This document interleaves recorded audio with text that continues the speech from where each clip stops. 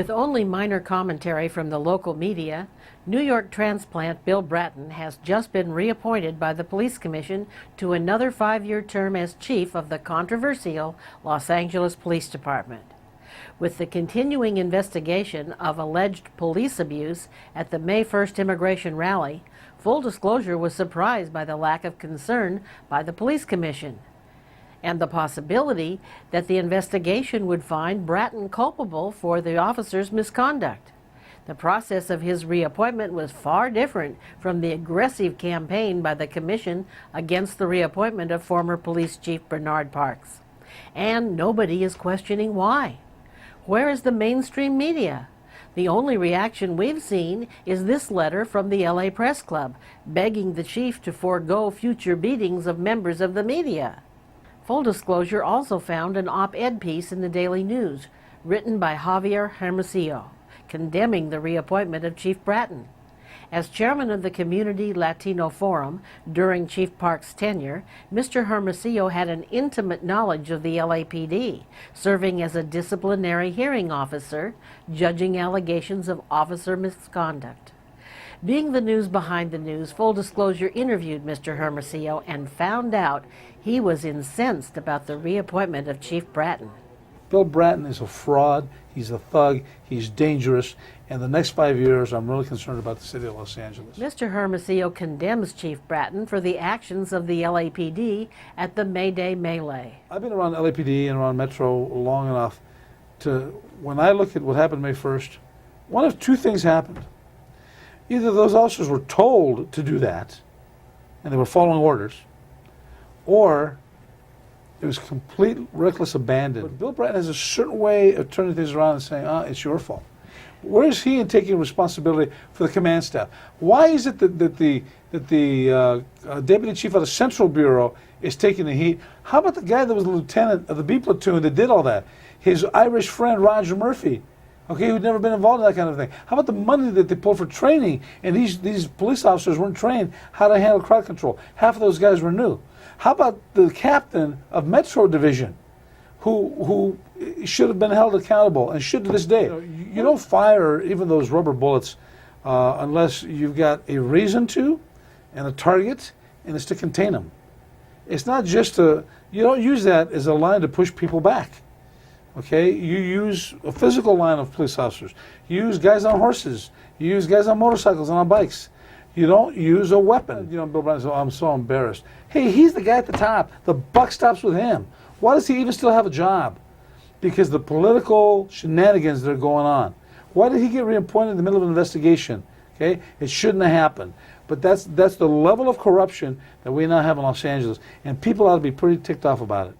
According to the city charter, the Police Commission evaluates and appoints the chief of police. This commission serves at the pleasure of the mayor, and they do whatever the mayor wants. And you know, the proof of the pudding is you look at a guy like John Mack, who was so anti-LAPD, and now, Bill Bratton, he can do no wrong. But under the innovative, creative, 21st century leadership of Bill Bratton and all of the men and women. Well, he's done wrong, and you refuse to look at it, and that's disgusting. Full Disclosure has interviewed several presidents of the various Los Angeles police commissions. Commission President Edith Perez was asked how her commissioners evaluated Chief Willie Williams for reappointment for a second 5-year term. She explained how very thoroughly they evaluated Chief Williams. We listened to a lot of community organizations. We listened to a lot of the civil rights organizations in the city. We listened to a lot of church organizations. We listened to homeowners associations. We listened to business associations. We listened to, if you multiplied 5 of us commissioners, and we averaged about 12 different organizations that we targeted to individually go visit and talk with their leaders, there were about 60 organizations that we hit, plus we worked with each city council member to ensure that we went to their districts, at least 2 commissioners, and publicized that notice for that public input people who may not have been in organizations but wanted to weigh in on the criteria. So we felt a lot of pressure to make the process extremely fair, extremely thorough, and extremely public. Full disclosure was told by Xavier Hermosillo that the evaluation of Chief Bratton was conducted entirely out of the public eye.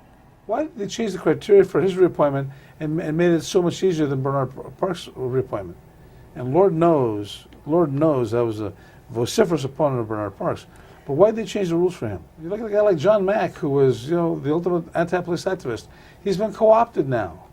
When it was time for reappointment of Bill Bratton, he said, we won't judge Bill Bratton just on the activities of the May 1st melee at MacArthur Park. I want to judge him on his 5 years as chief. And I said, I agree. Let's talk about the Stanley Miller flashlight beating. Bill Bratton said that didn't happen on my watch. I called NYPD. It happened 100 times on his watch. But he lied about it, and nobody questioned it. Why do I, as a citizen, have to be the guy that goes out and finds out that Bill Bratton is lying? Why doesn't the background group on his reappointment? But you know what? Those kinds of questions fall on deaf ears in L.A.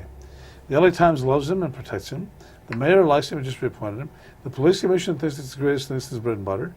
And these people co-opt themselves. And it's really distressing. How about the shooting of little 19-month-old Susie Pena? That happened on his watch. How about the shooting of Devin Brown? That happened on his watch. He demoted Lee Carter, deputy chief, because of the incident at MacArthur Park, and he said, I've got to have people that I know, that I can trust. Well, guess who appointed Lee Carter to deputy chief? Bill Bratton did. But he doesn't want to remind you of that.